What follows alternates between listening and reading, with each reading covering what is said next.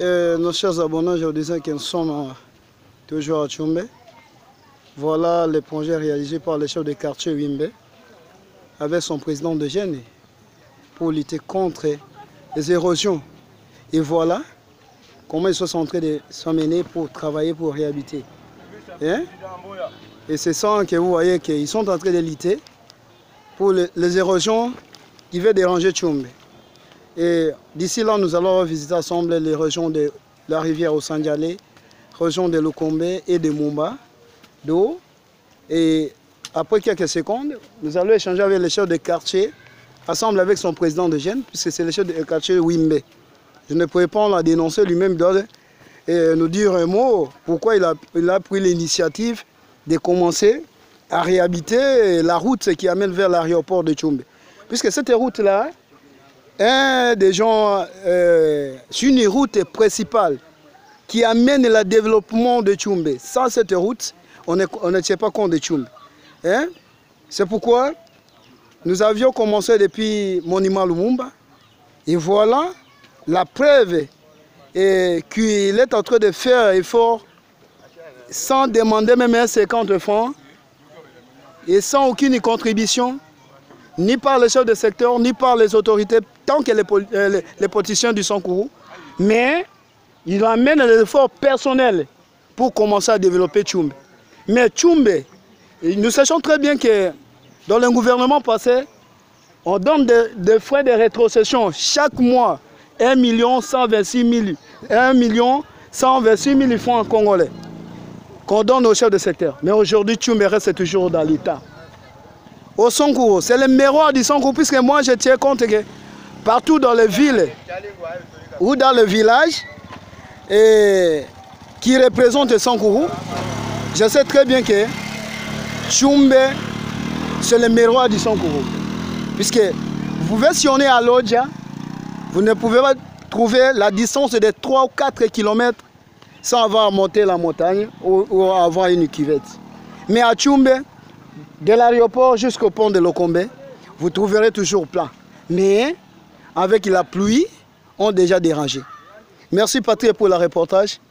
Je pense que je ne pourrais pas continuer à parler, mais vous allez nous excuser que nous allons descendre dans notre langue Tchéla pour que le chef de quartier puisse nous préciser comment il avait pris l'initiative de commencer à réhabiter la route.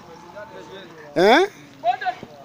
À réhabiter la route. Et ça n'est pas passé même 3 minutes. Monseigneur Nicolas Diomon a traîné plus ou moins 30 ou 40 secondes avec ce jeep. C'est à cause de ce problème qui amène Tchoumbé et à lui amenant la rentrée soit au village. Merci.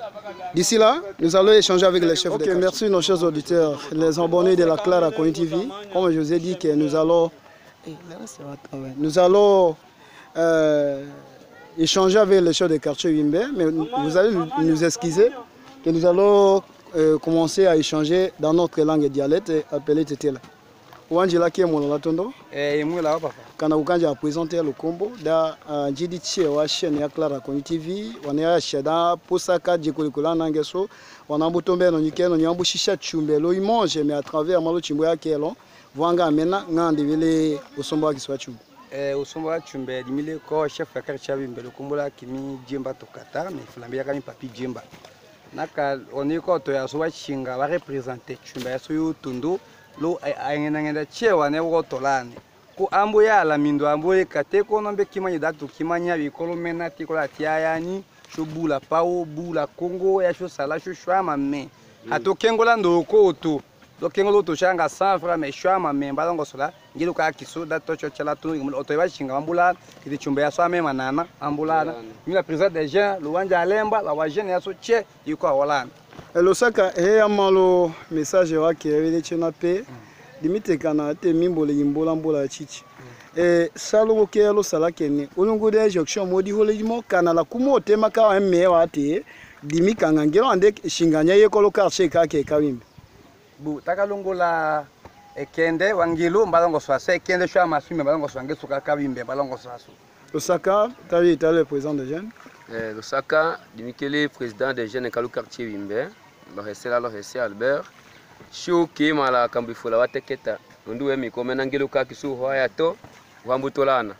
Et pas que Chou mais Kimane, Sanu Gana Hungone Kanutomochi, Kanabaka Tone and to Sali, mais Chou me dan Ngosola Kasu, Talongosola, Iyama, Ede, Yankanga da Kamba, Nanapaunga Nachu, Wajene Teo Banguenam, Washu Kamba Hiyama, Balombasu, Ikimanye. Ok, Lusaka. Lusaka bakawe amile wanji journaliste lukumbola kimeko amanja na lukumbola likaombele miko jore eko wanja alemba alu quartier Wimbe shu tambo ike kada nongosola ambulana tayo longosola membalomba su le anange su anaka tumbi datu kimanyia la ede dasho nongosola ngelo ka kiso onambelo koko tadimbo wa kiso adi mena wa chumbe yotundu polo malario poro wa kiso wa chumbe ku ambulana alendelo tadimbo va mangu wena aha utumbi meso ahana kamba tata longosola ngelo kasoko hambote ke kanongosola batata longosola deveke wa kiso mana ngakolane bakalote wangelo kolo tayo longosola ngane ayoko ndabu balomba su ede malana ngesu lawana Lusaka Bitate président là mangele ko ga ikombi shoko e ma commentaire dango da kona da di humo de nyulo kamba lo salungu ndo sanwo ka manyandi wale nyunya konja cho la malangelo e bitate lo kesende kumbo kongo kuchika tolo la nangeso anechi akachula putu mambo cha chumbe kuchumbo tana kutala da sanko elo Lusaka salungu kene ndoko to tukima yanga lengo kande ndiko paka chef de quartier au ya malu quartier kaso shosho meme kongola imangangu tulila 100 francs jeune dja tuchu kanga laka hote unyelo makupinju kange ngoto yipo ndoko kango to ndwe komena to chia bikombe ta hoto kemewo to salongo jiko meno kodime la ne hayokuka so ndoko to tia to kimanya bikomena te ko kamba la wapao kongo bu ndoko kange moti kanga paonye te ko la ndomele to shoka chebu onanga sorti makato kimanya la pau le oleko leko akapato koma tumanya pa otoi la pasteur komba lobra na me tumanya pa otoi maso cheche apomba shuchatu akato shalu pau ndoko kange ngoti tomadi mbesa pa baka yako nya yela ndoko to kimanya kanga le moto. OK là so décision da ke lo kene kena la salongo ayo ya limiter litingene kana bikola posaka avaselo to ndo to dimbo pola seki shotambe tawa kone pa kanongosola la kasu ta utan va seka polo seka dandeke di wole chia balende we chinga ngoji tayo nyama hata monela imbutu di wole chia dele kolo tayo olongo sola kambute ko paka la kasu OK, merci nos chers abonnés de la Clara Coin TV. Pour conclure le message, vous avez suivi le chef de quartier. Il a annoncé tout simplement que ces salons sont organisés. On travaille bénévolement, ça est 50 fois. C'est-à-dire on ne fait pas des barrières pour demander l'argent, mais on demande aux gens qui ont les bonnes volontés d'aider puisqu'ils ont pris l'initiative de commencer à réhabiliter la route qui amène depuis monument Patrice Lumumba jusqu'à l'aéroport. Voilà, devant moi vous voyez les monuments et derrière moi c'est pour aller à l'aéroport de Tchumbe. Voilà, c'est la preuve des gens qui ont la bonne volonté d'aider. Nous sommes dans les provinces du Sankourou dirigés par le gouverneur Stéphane Moukoumadi. Puisqu'on doit parler, on parle d'où? Nous sommes au Sankourou, territoire d'Elbef, au secteur de Monjangado, précisément à Tchumbe. Merci Patrick pour le reportage pour Clara Coin TV. Voilà, OK, merci les amis de Clara Coin TV. Nous sommes toujours à Tchumbe. Comme vous avez vu l'image qui était passée, ça fait presque 3 jours. Le pluie qui pleuvait à Tchumbe, qui avait pleuvé en Tchumbe, ont mené l'inondation. C'est pourquoi nous sommes dans le monument de Lumumba. Et c'est-à-dire le croisement de deux avenues, l'avenue qui venait de l'aéroport de Tchumbe et l'avenue qui venait de Kaleman. Il commençait par Yangi, Tinaouka, Jimbi. Aujourd'hui, après les événements qui étaient passés, la jeunesse a pris la décision de commencer à lutter contre les réseaux qui veulent déranger la vie de Tchumbe. D'où le comité des jeunes ont décidé. C'est pourquoi ensemble avec moi, et je vous emmène de suivre et suivre ensemble avec nous dans notre chaîne Clara Coin TV. Et je vous invite de s'abonner plus dans notre chaîne. Vous aurez toujours des informations. Voilà, devant moi, il y a un groupe de jeunes qui ont pris la décision, l'initiative de commencer à réhabiliter et notre centre, c'est le deuxième centre du Sankourou, si on cite après Lodja, c'est Tchoumbe. Donc vous voyez, il y a la preuve qui prouve que Tchoumbe est déjà dérangé par l'eau de pluie. Et devant moi, vous voyez, il y a toujours l'eau de pluie qui s'abonde partout. Et maintenant, nous allons ensemble avec nous à Tchoumbe et vous allez visiter comment les jeunes ont pris l'initiative de commencer à réhabiliter la route. Merci. Abonnez-vous plus dans notre chaîne Clara Koni TV. Vous aurez des informations chaque jour qui passe chez nous au Sankourou, précisément à Tchoumbe. Et Patrick pour le reportage. Merci. Abonnez-vous toujours dans notre chaîne chaque jour. Merci. Osaka, radio télé Clara Koni TV.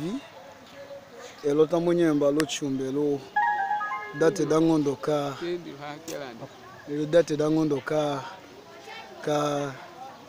Ngondo kato namboto shishato vula ka ukeka kalwe elola Tchoumbe nyangu ena date nyanya aya paka mina hondo lo sangane dacho chalo stadi mone o sembe chala aéroport wone o tue chala yangi et je pense on voit quoi membo holeto konyo koma asanga ombotolo shinga ya masele ndo nyumucho to chalo repre centenaire habitate lo église catholique lesi vraiment achane yohoya wenanyu we kolonja malo kilomètre akumia hende la hende bitate mala kalima danjo koma kingo mambo créer minga yokanyu sonko précisément lo Tchoumbe teko la minga ndikana ta minga ndikana akumia he teko la minga ndikane nani lo sanjale bosato lo kombe heyama okediwa momba heyama et bosa polo sholo leso hatoti alors okoyenyonjela je pense que yangelo ketaloi tayi chada nyoyo nyose minga nye yambodinga ngelo kachumbe losaka le atuche kene kanyolomba songo ja abonner chaîne ya Clara Koni TV nyaye naka cheketa lakaso. Je pense très bien que Nyamboyela événement est là. On évita Lukete Kachumbe, Losaka Patrick, le reportage. Les Waneche Wakaila Tuila. Papa Moyo. Moya. Le Kombola ke. Monsieur Jean. Monsieur Jean, quand on a quitté le Tchoumbe, le Shira Ngondo, quand on a voté Chichatou. Ah, kedi lo nyangula mamba dalinde tu sanya ne. Ah bon, alinde nyosanya. Kuha kona wayi nyo wela kukawa mbeteta lushilo nelelo. Hiyo heyo ndo dikokabu. Dikokabu mbete. Dadi kalula la kami kedi lo nyangula mamba. Anje yandu hadi tenyanye kana mbeta digole di mochi. Aso kedi o demande paka nyanga transport dawe tenyanya chala sakate ya nange so anevele la hole mama la kapakunda kelo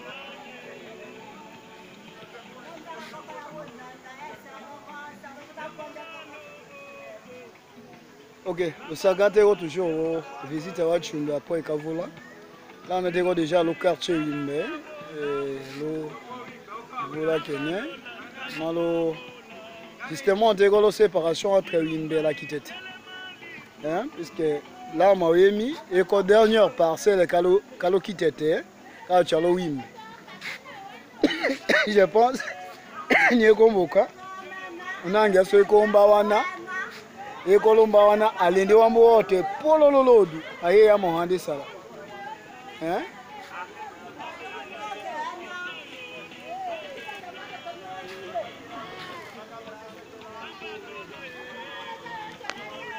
Abonnez-vous à la chaîne, abonnez-vous à la chaîne, ya Clara Koni. Nya okonja kadone lusha lushi. Wa kwa meshingatie ya wema ya masele. Mbosato malane Tanganyika holetie vulakelo alende ambiala munolatu. Le sakali anange sochi anambu echeja Damena Yuhonye sur Sena la Casse, le Saka. Parti de Ah oui. Et même, tant que je ne l'aurai pas, c'est qu'il y a que problème, il y a que lien. Et n'a pas rapide pembe. Je dis, abonnez-vous massivement na Clara Akon TV. Clara Akon TV, c'est lié kitoko, c'est lié mon bas et mon bas. Ah non, c'est lié kitoko. Et puis il faut que là, ma gueule est kitoko batuloko là. Ma mari c'est le bololé. Voilà la période n'angane tout. Oh on doit pas s'en aller. Et comme ma caille en canne bon. Oh Basanta Maria. Oh Basanta.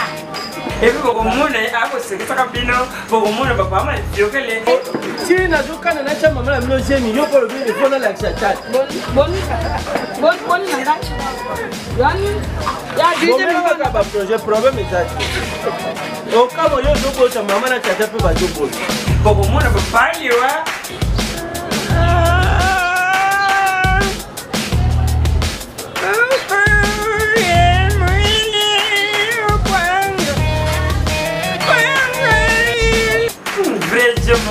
mignon garçon. Abonnez-vous massivement na Clara Akon TV. Ya Yemoko, Maman Clarisse. Autrement dit, ya Clara. Abonnez-vous massivement na Bengi Bafone News sur théâtre. Bafone News sur le Papa Diwa. Bafone News sur le théâtre. Bagage divertissement. Awa na Clara Akon TV. Abonnez-vous massivement. Et vous savez, c'est de continuer pour mettre à Mango. Gauche, droite. Nsangi. Mbunduda. Sauce. Clara Akon TV. Champion. Ah oui. Niente Mango Benz.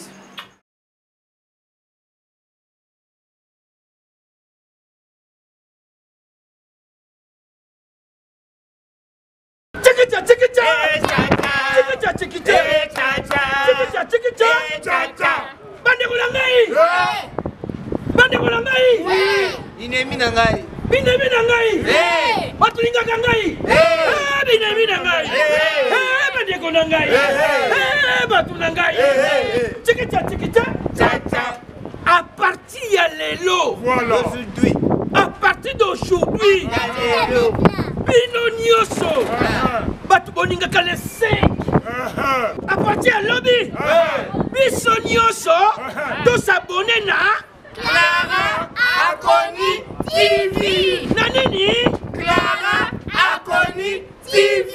Tchikita Clara Akon TV. Clara Akon TV. Clara Akon TV. Clara Akon